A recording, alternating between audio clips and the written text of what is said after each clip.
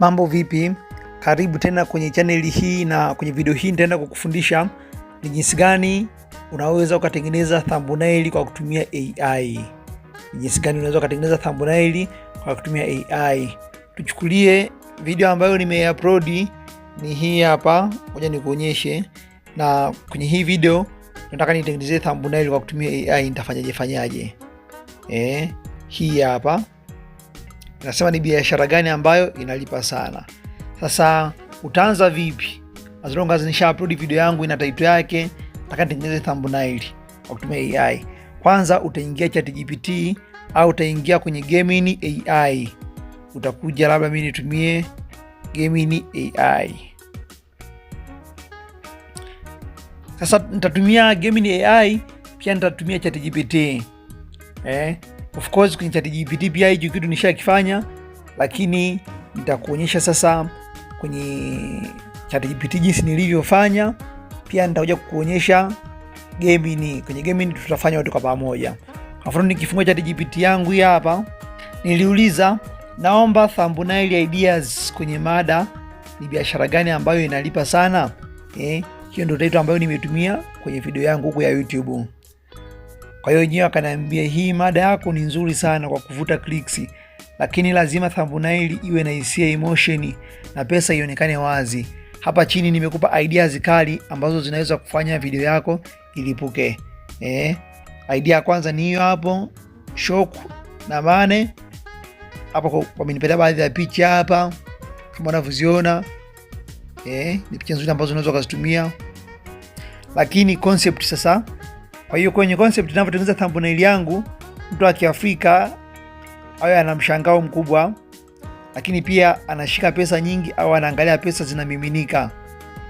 Text kwenye thumbnail utaandika maneno hii ndio biashara, au utaandika inalipa sana.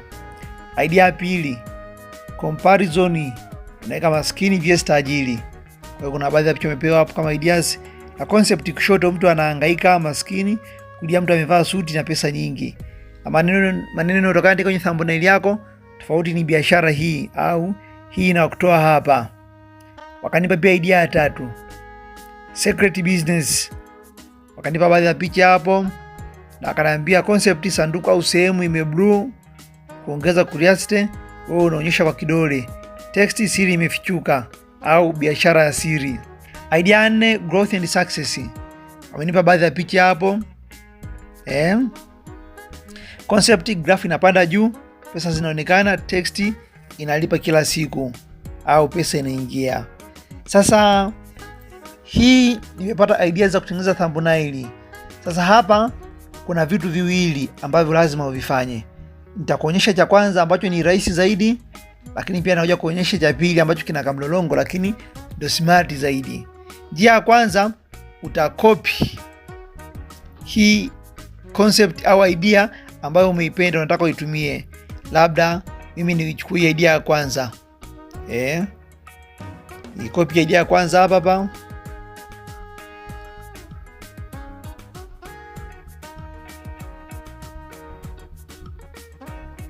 Copy. Baada hapo nitafungua kwenye application yangu nyingine pia ya AI ambayo inaweza kutengeneza picha kwa ubora wa hali ya juu na kwa resolution zinazofaa. Unaweza kufungua application moja inaitwa Riv AI au riv.com. Unaweza kutumia application au hata ukatumia Google. Labda mimi nitumie Google ili nikurahisishie pia. Na hii application au hii website unajisajili kwa website. Kwa hapa naandika Riv AI, ndio search hapo. Baada hapo nitaifungua hii hapa juu. Hii ni program ya AI ambayo inatumika kutengeneza picha. Nitabonyeza hapa try for free au go to app. Nita sign up with Google. Hii ni shortcut, mtu yote ambaye anaona uvivu anaweza kaitumia. Labda mimi nitumie account, ni select email yangu hii hapa. Baada hapo nitakuja pale create album au hapa new album. Nitakuja nitaandika hapa, naomba nitengenezee thumbnail background. Kama unavyofahamu, unapokuwa unatengeneza thumbnail kwa ajili ya kupost YouTube, lazima uwe na unique background. Kwa hiyo utaipa command hii background iwe na rangi gani? Background iwe na rangi ya njano,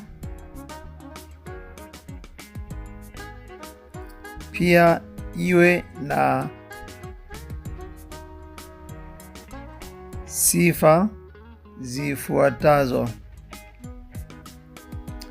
Utapaste sasa yale maneno ambayo umeyakopi Google kule kwenye ChatGPT, utapaste pap. Baada hapo utapiga okay. Kwa hiyo yenyewe atakutengenezea thumbnail ambayo hiyo thumbnail itakuwa moja kwa moja kwenda kuwa uploaded. Wameniambia hapa kutengenezea thumbnail 4 zenye mtindo tofauti tofauti ili uchague inayokufaa zaidi.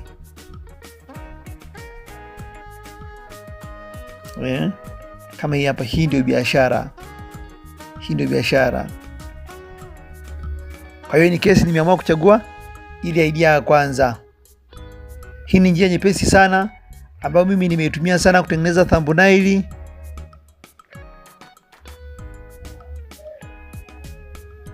Kwa hiyo kwa njia rahisi tu, labda itategemeana sasa umeipenda thumbnail ipi. Unaweza ukachukua pengine hapa ya kwanza. Baada hapo ukasave pale juu penye icon ya kudownload. Guys, biashara imeisha hapo. Hamna cha ziada kingine hapo. Ukisha download kama hapo, thumbnail yako itaji-download, na ikisha download utaweza kuitumia. Unaona ipo na download hapo, ishamaliza na ina 1.6 MB. Ni kubwa kabisa. Thumbnail yangu hii huko. Kwa hiyo naweza nikaitumia vizuri kabisa. Hiyo ni shortcut ya kwanza. Lakini kwenye shortcut ya kwanza hapo pia unapokuwa unatumia hii Riv AI, unaweza ukafanya baadhi ya marekebisho. Kwa mfano, hawa watu wamekutengenezea hizi picha, ila wewe kuna marekebisho pengine unataka uyafanye. Unaona kabisa walivyokutengenezea hauridhiki nayo. Kwa hiyo kuna baadhi ya vitu unaweza kuvifanya. Kaandika add instructions kwamba hela alizoshika ziwe sio dola, ziwe hela za Kitanzania. Kwa hivyo unamwandikia Tanzania shillings. Tapiga okay. Sasa hii AI ni kweli AI inakufanyia kazi, lakini AI pia inatenda makosa. Na ili AI ipunguze zile errors za kutenda makosa, maana yake wewe yale maneno unayoiuliza AI itabidi yawe kwa usahihi. Ujieleze, hata kama ni maelezo marefu ujieleze. Usipojieleza yenyewe itakufanyia vibaya tu. Kwa hiyo utaandika hapa kwamba hela alizoshika ziwe sio dola, ziwe hela za Tanzania shillings. Lakini unaweza ukaongeza maelezo, labda pengine huyo mtu naomba badilishe nguo, amevaa suti, hiyo background sijaipenda, pengine hayo maneno sijui andikwe kwa font fulani, kama kuna font unaifahamu. Kwa hiyo unaipatia command aina yoyote ile. Kama unavyoona. Unaona vitu vinavyokuwa. Kwa hiyo hivi ndio jinsi ambavyo wale ambao wanaona kazi ngumu kutengeneza thumbnail wanaweza kutumia shortcut hiyo. Lakini haya, nije sasa mimi huko nilichofanya. Kwa hiyo shortcut ya kwanza nadhani ushajifunza tayari. Twende kwa shortcut ya pili ambayo ni ndefu lakini ndio bora zaidi kwa professional ambaye anataka kukua YouTube. Kwa hiyo sasa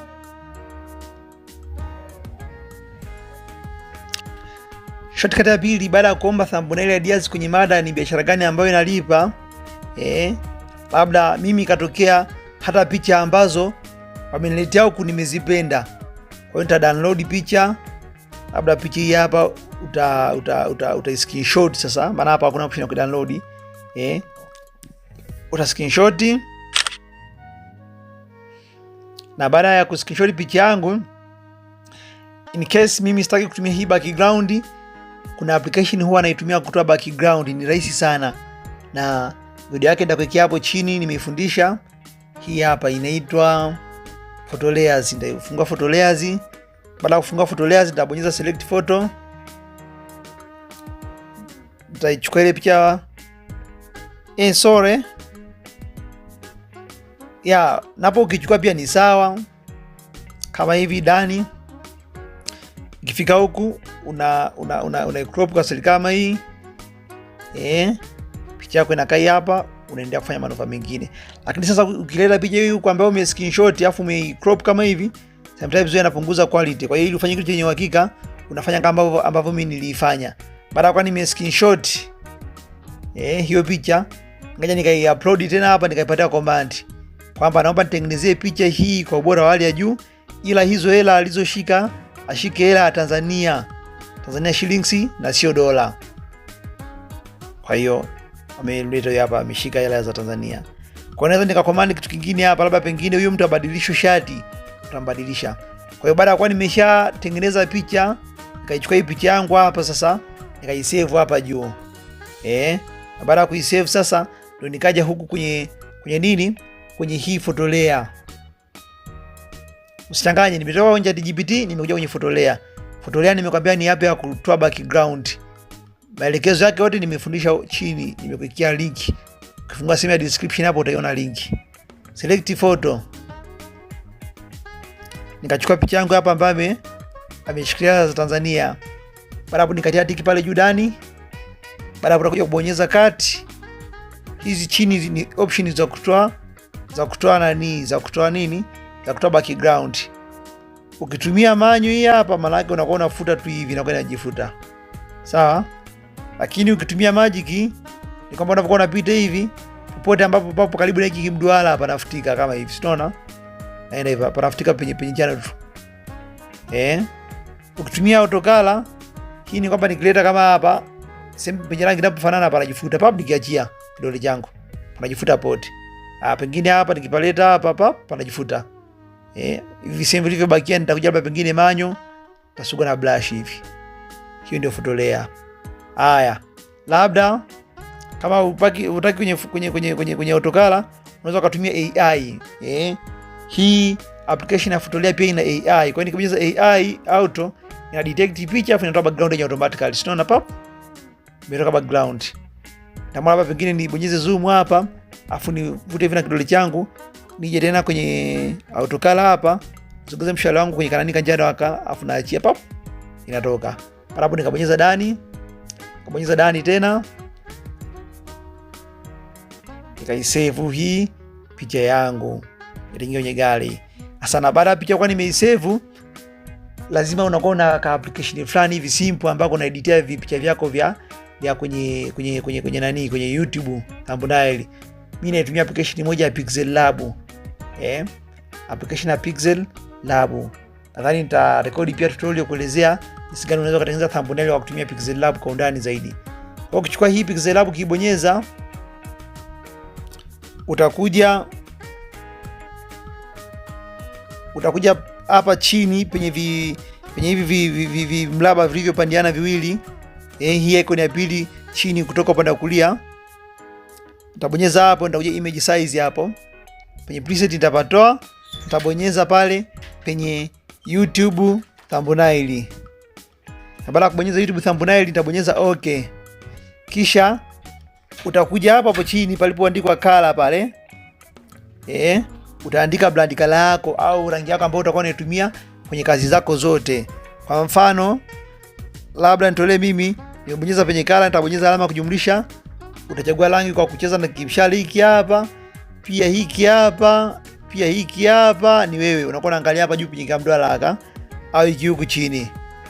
Lakini kwa wewe professional ambaye tayari background yako una rangi zako special ambazo unazitumia, kwa mfano kama mimi natumia color code, maana yake utabonyeza kwenye ile kalamu, utakuja kuandika hapa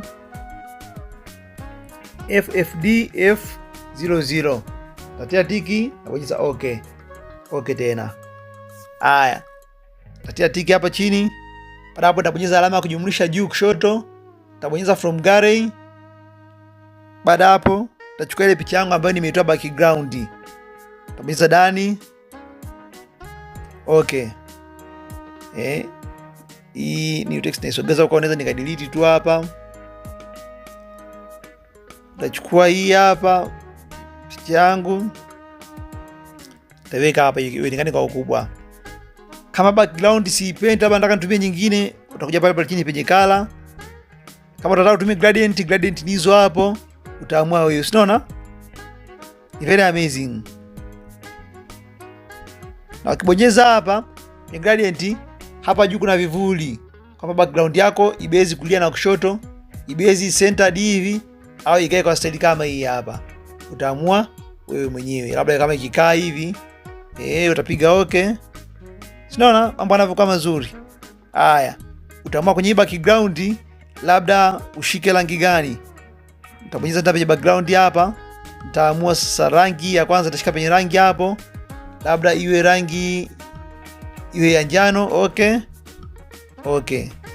Unaona mambo yanavyokuwa mazuri. Haya, rangi ya pili utashika tena pale chini penye alama ya kujumlisha. Nitaamua kwamba rangi yangu ya pili hii rangi nyeusi iwe rangi gani. Nitashika penye color pale. Nitaamua hii rangi labda pengine iwe ya blue kama hivi. Okay. Unaona mambo yanavyokuwa mazuri, nitabonyeza okay. Unaona thumbnail background yangu ilivyo ni very unique. Kwa hiyo background kama hii inaweza nikaitumia kwenye thumbnail zangu zote. Tatia tiki hapa chini. Na baada hapo nitabonyeza penye herufi A hapa chini ili kuandika text. Sasa kumbuka ChatGPT nilivyoomba wanitengenezea idea ya kutengeneza thumbnail, ngoja nikuonyeshe hii hapa.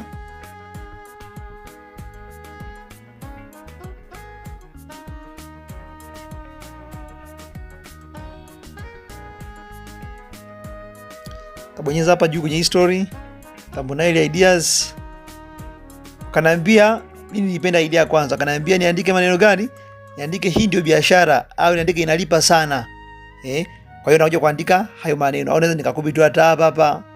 Au kaja kuandika ni wewe tu. Utakopi yale maneno pengine mimi ninayapenda, yanamsha hisia. Afa maneno nakuja nawekea hapa juu. Utabonyeza text hapa.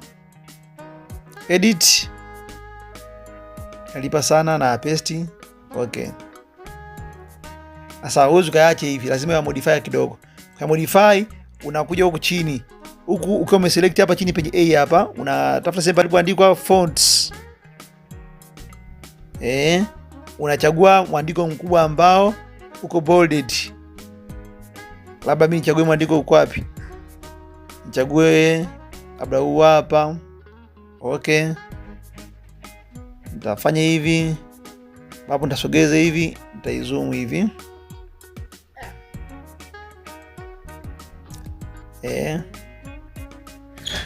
Baada ya kuzoom hivyo, sasa kwa mimi hapa, kabla sijaendelea, mimi sipendi kutumia background ya background. Mimi natumia tu single background. Kwa nitabonyeza hapa chini, nitakuja kwenye color, nitaachana na gradient, nitachagua color hapa. Baada hapo nitabonyeza penye alama ya kujumlisha, nitaandika color code ya nani ya brand langu ambayo wanatumia 25 31 40. Nitatia tiki hapa, nitabonyeza okay. Okay. Hiyo ndo background.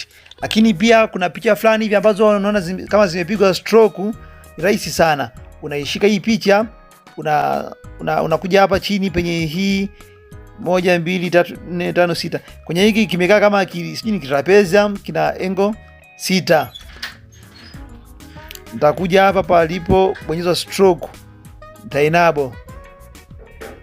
Ikenable unaona imekuja kama nyeupe hivi. Nitaamua mimi stroke wangu niweke rangi gani? Labda mimi stroke wangu naweka rangi ya njano, nitabonyeza rangi ya njano hiyo hapo. Ukiamua kuiongeza uzito, utaongeza kwa style kama hii hapa. Unaona? Sasa haipendezi. Nitakuwa tu inakuwa simple kama hivi. Unapiga alama ya tiki hapo. Basi. Hii inalipa sana, labda maneno ya balanishe. Nitakuja penye line spacing na bana hivi kidogo. Lakini pia haya maneno napatia rangi color. Napatia rangi ya njano hiyo hapo. Kwa hiyo hii thumbnail yangu natia tiki. Kwa hiyo sasa in case na utaamua kutumia application ya Pixel Lab kufanya kama ambavyo nimefanya mimi, kwa hiyo njia ambayo ni smart, hatua ya kwanza utabonyeza pale penye alama ya kusave pale. Na ukisave hautasave kama image, utasave kama project kwa mara ya kwanza. Hii project yangu nipe jina, labda niandikaje? Niandike thumbnails. Napiga okay. Baada hapo sasa, hii ni application ambayo kidogo inakuwa na matangazo, kwa hiyo utavumilia kidogo. Haya, ila ina matangazo ikitokea unafanya kazi umewasha data, ila kama hujawasha data haina matangazo. Ni application ambayo unaitumia pia hata offline. Sasa baada hapo utaisave. Utabonyeza pale juu penye icon ya kusave, utabonyeza save as image. Custom Ultra Save to Gallery. Haya. Kwa hiyo baada kwa nimeshatengeneza thumbnail yangu kwa style kama hiyo, moja kwa moja nitakuja penye YouTube Studio ili niweze kuiweka hiyo thumbnail. Bonyeza pale juu penye kalamu. Hizo tuna kalamu, custom thumbnail. Nachukua thumbnail yangu hii hapa, nitabonyeza ndani.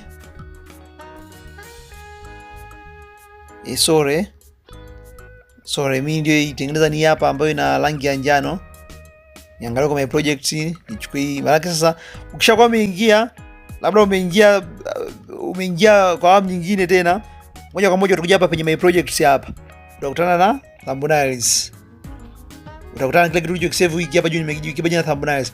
Kwenda kibonyeza, labda ni save sasa, ndio uta save as image whatever. Ultra save. Baada hapo unakuja sasa hapa. Utabonyeza change hapa. Chukua hiyo custom Dani. Inalipa sana. Sasa as long as mimi inalipwa na YouTube, kwa hiyo kila niki upload video huwa haziendi public moja kwa moja. Kwa hiyo nita change pia penye visibility hapa, nitaweka public, nita delivers, nitakuja kushow more. Hii video nitaadi pia kwenye playlist. Na mimi tayari na playlist. Pia nitakuja penye monetization sasa hapa, nitabonyeza monetization on. Ila kama wewe haujaingia kwenye monetization, ukiupload video inaenda public moja kwa moja. Kwa hiyo utakuja tu kubonyeza kalamu na kuweka thumbnail yako, na baada hapo utabonyeza save. Kwa hiyo ambaye unashindwa kuweka thumbnail na kutaka uverify na unapata changamoto kwenye kuverify, basi wasiliana na mimi ili tujue tunasaidiana vipi. Kwa hiyo hii video tayari ishaenda live, thumbnail yake ishaitengeneza hii hapa.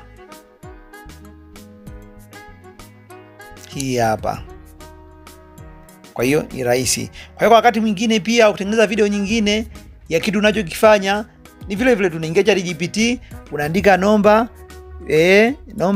thumbnail ideas kwenye title inayosema au kwenye kichwa cha habari cha YouTube kinachosema, unaandika pale. Utapewa ideas mbalimbali, utachagua.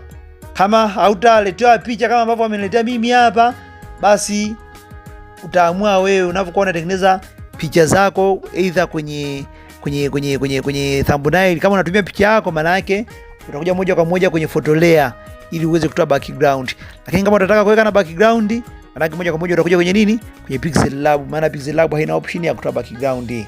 Kwa hiyo ukishakuwa umekopa idea au kama umeshatengeneza picha, kwa hiyo thumbnail kitu cha kwanza shughulikia picha.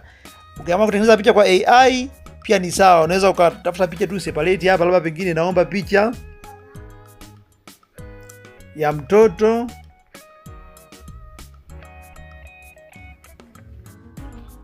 Haya, picha mtoto ameshika hela, ndio hiyo hapo. Kwa hiyo utachukua hiyo picha, utaisave. Kama in case unataka utumie hiyo picha, utakuja kwenye thumbnail kule ni kwenye photo layer nimekuelekeza kutoa background. Utarudi sasa huku. Kumbuka hapo ChatGPT watakuwa wamekupatia idea kwamba uandike maneno gani au weke element gani. Kwa hiyo ukija kwenye Pixel Lab moja kwa moja, ukija kwenye my projects hapa, utachukua thumbnail yako ile ambayo ushadesign background. Na baada ya hapo utaishika ile picha uliyotumia wakati uliopita, utabonyeza alama ya delete hapa juu kushoto. Utakuja kufanyaje?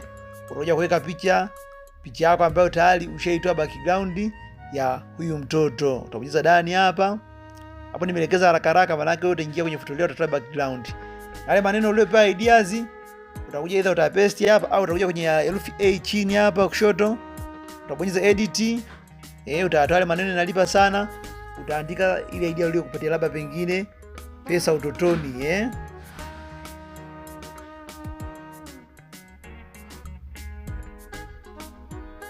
utabonyeza okay. Ukija hapa kwenye fonti utaamua utumie fonti ipi, style utaamua utumie style ipi, kama uyalazi maneno au la. Hapo utasave picha yako kawaida, au utasave as project, utasave as image. Ila default yako ambayo ina background unique ushaitengeneza itabakia tu hapa. Kama hautakuwa comfortable kutumia Pixel Lab, unaweza kutumia application ya Canva, yenyewe ina vitu vingi sana. Sasa kwa jinsi nilivyorekodi hii video ilivyo ndefu, sidhani kama kuna haja kuonyesha kwenye Gemini, kwa sababu Gemini na yenyewe inafanya kazi kama inavyofanya ChatGPT, labda tu generate tu idea, ila inafanya kazi vile vile, na jinsi unavyotuma maombi unatuma maombi vile vile. Labda nibonyeze Gemini hapa, afu niomba nitengenezee idea. Nikija hapa nitaandika labda naomba thumbnail idea kwenye topic ya YouTube inayosema, nafungua semi hapo, ni biashara gani inalipa sana, nafunga semi, napiga okay. Kwa hiyo utapewa ideas. Hapa kuna wazo bora la thumbnail kwa video yako ya YouTube. Thumbnail hii imeundwa kuvutia watazamaji. Sasa kama ameshakutengeneza thumbnail kabisa hapo, ila sishauri uchukue wewe, upata idea afu uende ukatengeneze, kuwa smart. Haya, maelezo ya kina, kitu cha habari kisichoepukika, maneno makubwa inalipa sana, yanavutia haraka, yakifuatiwa na swali kamili kwa herufi nyeupe, ni biashara gani? Inamfanya mtazamaji atake kujua jibu mara moja. Mhusika mwenye hamasa, picha ya kijana anayefikiri kwa tabasamu, anaonyesha mada. Hiyo ni idea ambayo umepewa. Kuna idea moja kutosha, unaweza kaandika tena hapa kwamba naomba idea 5 tofauti, watakupatia. Kwa hiyo utachukua idea ambayo unaona inakufaa, ndio unakuja unifanyia manuva. Guys, nadhani kwa muelewa ambaye utafanya kwa vitendo, utajaribisha, hautakwama kutengeneza thumbnail. Mimi sina la ziada kwenye video hii, tukutane wakati mwingine na kwenye video nyingine tena. Asante.